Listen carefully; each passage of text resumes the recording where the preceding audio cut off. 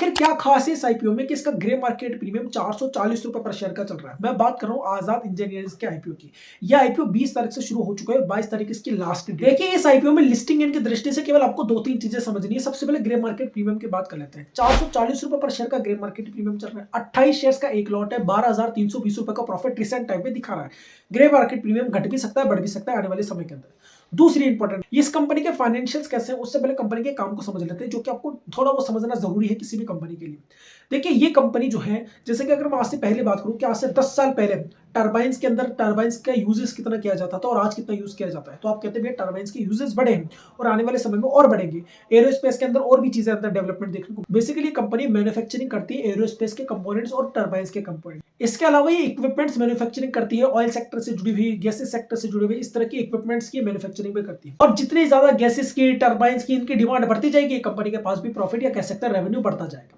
दूसरी सबसे इंपॉर्टेंट बात, अब इसके फाइनेंशियल्स की ओर अगर हम देखें तो इसके फाइनेंशियल्स के अंदर कंसिस्टेंटली आपको ग्रोथ देखने को मिलेगी, इसके एसेट्स में, इसके रेवेन्यू में, इसके प्रॉफिट आफ्टर टैक्स में। अब अगर इसके रेवेन्यू की बात करें तो वो 125 करोड़ रुपए से 261 करोड़ रुपए पर पहुंच गया। अब यहाँ पे सबसे इंटरेस्टिंग चीज है इसका प्रॉफिट आफ्टर टैक्स। 2021 के अंदर इसके प्रॉफिट आफ्टर टैक्स था 11 करोड़ रुपए। उसके बाद इसका प्रॉफिट आफ्टर टैक्स बहुत तेजी से बढ़ा और 29 करोड़ रुपए पहुंच गया, यानी डबल से भी ज्यादा। फिर इसका प्रॉफिट आफ्टर टैक्स पहुंचा 8 करोड़ रुपए और अब वापस जब इसका क्वार्टरली रिजल्ट्स आया तो इसका प्रॉफिट आफ्टर टैक्स वापस से तेजी से अंदर बढ़ा। तो यहाँ पर हमें ये समझ में आ रहा है कि कंपनी का प्रॉफिट स्टेबल तरीके से तो नहीं बढ़ रहा, लेकिन ओवरऑल कंपनी प्रॉफिट के अंदर है आईपीओ की दृष्टि। इसके अलावा कंपनी के पास बहुत भारी भरकम डेट भी नहीं है, क्योंकि इसका डेट टू इक्विटी रेशियो 1.47 है, जो कि ओवरऑल हमें ठीक ठाक दिखाई देती है। इसके अलावा अगर हम इसके आरओई और आरओसीई देखें तो वो भी आपको बहुत कम दिखाई देंगे।